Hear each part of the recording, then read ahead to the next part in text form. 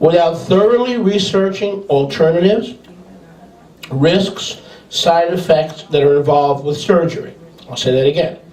No one should voluntarily allow themselves to be put under the knife without thoroughly researching alternatives, risks, side effects that are involved with surgery. You see how I'm trying to keep this balance, Darryl? Oh yeah. Should you get a hip replacement if you need a new hip? Yes. Should you go tell the doctor, I want a new hip, or if not, I'm not coming back to you? No. Don't be like my father, okay? Rivka knew what my father was like. He was a label, all right? That was his name, label. All right? You ready for a little label? You ready for a little label? Doctor! I need a new valve. Give me 2 valves. No. Am I lying? No. Oh. Doctor! I'm coming to the Mayo Clinic in Rochester, Minnesota. I want 2 valves and 1 aorta. And I want a new ventricle. Just take the whole heart out. Am I lying? No. Then the doctor says, okay, now I'm only going to replace your valve, and I'm only going to do this, this, and this if you take this medication. He goes, don't tell me what to do. I don't want this medication. And I throw away in toilet. Oh. He wants the surgery, but he doesn't want the pain medication after the surgery. Good luck. He's sure. I thought they didn't The guy's unbalanced, huh? They didn't want to do the surgery because he was 82. Yeah, he was 82. He was telling the doctor he needed to do the surgery. They refused. Wonder why. 82 and senile may have something to do with it. I mean, you don't want to do that.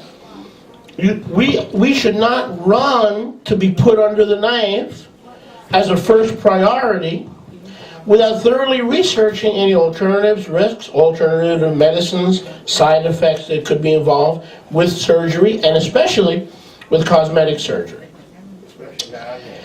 A person needs to fully understand his or her motivation for desiring the surgery. For many who were either born with or later acquire physical deformities, it is natural to want to fit into society and feel normal. There are cases of slight abnormalities that would cause someone to feel uncomfortable, such as a very large nose, let's say. But many,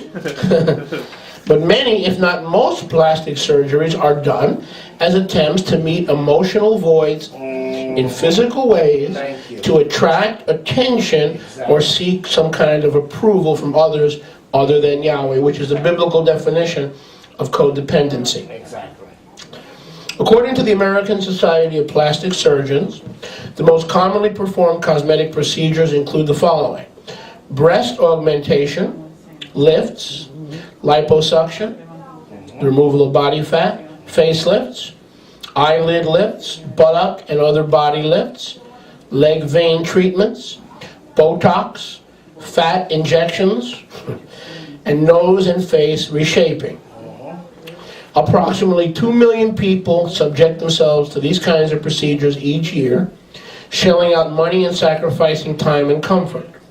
When the motivation of a person undergoing cosmetic surgery is motivated primarily by vanity, he or she has become his or her own idol. Thank you. In other words, most cosmetic surgery going to physicians who perform cosmetic surgery is based on a person's idolatry, to make themselves better or more appealing to someone else so they become more of a focus of attention. You're trying to get more focus, more attention. Wow. More emphasis on me. Not on Yahweh, not on pointing men and women to Yahweh, but more emphasis on me, more attention on me, more understanding, more investigating of my features and my face and my shape and my characteristics. Attention, idolatry. So cosmetic surgery is not a necessity. It is not life-saving. Life doesn't depend on cosmetic surgery, so a constant fiddling and fidgeting with cosmetic surgery is sinful. As opposed to going to a medical physician who may be able to help heal you. Most cosmetic surgery is, as I stated last week, in my opinion, an attack on the Creator. But more than that, isn't the way we were made. But more than that, it is a search for vain vanity. Turn with me to Philippians 2, 3, and 4. Exactly. I'll explain this to you, Ray. Hang with me. Okay. Philippians 2, 3, and 4. Philippians 2, 3, and 4. If I'm constantly sending my wife out for cosmetic surgery, okay, that means I don't appreciate the beauty, I don't appreciate life cycles the way Yahweh has made life cycles and set life cycles into motion. I'm trying to change, to change the focus from Yahweh to her or to me or to whatever my problem is. Okay, it's an act of vanity. Read for me Philippians 2 and 3. Ray, you there? You're not there yet? Bruno? Philippians? Nobody's there. Anybody? I am. You're there? Okay. Philippians 2 and 3. Go ahead. Let nothing be done through strife or pride. Stop. Let nothing be done through strife or pride. Go ahead. Or conceit. Or conceit. But in lowliness of mind. But in lowliness of mind, Let each esteem the other let each esteem the other. better than themselves. So if I'm esteeming the others better than me, and in lowliness of mind, if I'm not seeking more attention to myself, why get cosmetic surgery? The whole definition is I want more attention. I want more attention. I want to be more pleasing to myself. Read that again. Let nothing be done Let nothing be done through strife or pride through strife or pride or conceit. or conceit, But in lowliness of mind. but in lowliness of mind, Let each esteem the other let each esteem the other better than themselves. better than themselves. So if we're constantly fixing and twiddling with our body, we're being self-focused, continually self-focused. We're seeking surgeries that are not life-saving. Read me 1 Timothy 2:9. 1 Timothy, Timotheus Aleph 2:9. Timotheus Aleph 2:9. First person to get there. In like manner also, In like manner also, that women adorn themselves that women in modest adorn, apparel, slow down, that women adorn themselves in modest apparel, in modest apparel, with decency with decency, and sensitive chokhmah, and what? hakmah, And chokhmah, wisdom. sensitive hakmah, Okay?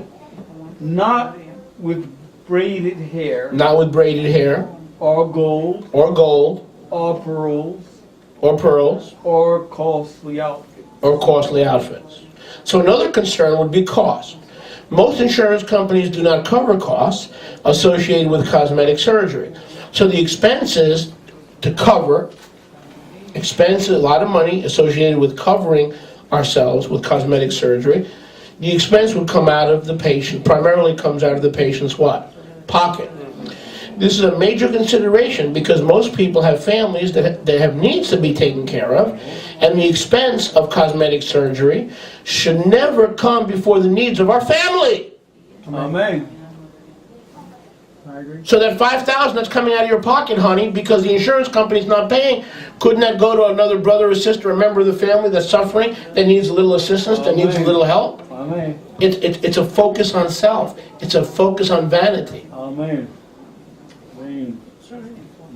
Now, I'm not saying if you have to get cosmetic surgery, you have to, but in most cases, it's an option. It's not a life-saving procedure. The Bible also tells us we need to use money wisely, that Elohim has given us, and certainly doing that, being constantly fixated on that, is not using money wisely. As we close, the most important thing to do before making a decision about going to doctors who do cosmetic surgery would be to consult Yahweh about the issue. The great physician. Can I hear a good amen? Amen. I said a good amen. Amen. I said a good amen. Amen. The Bible tells us that Elohim cares about every worry and concern that we have.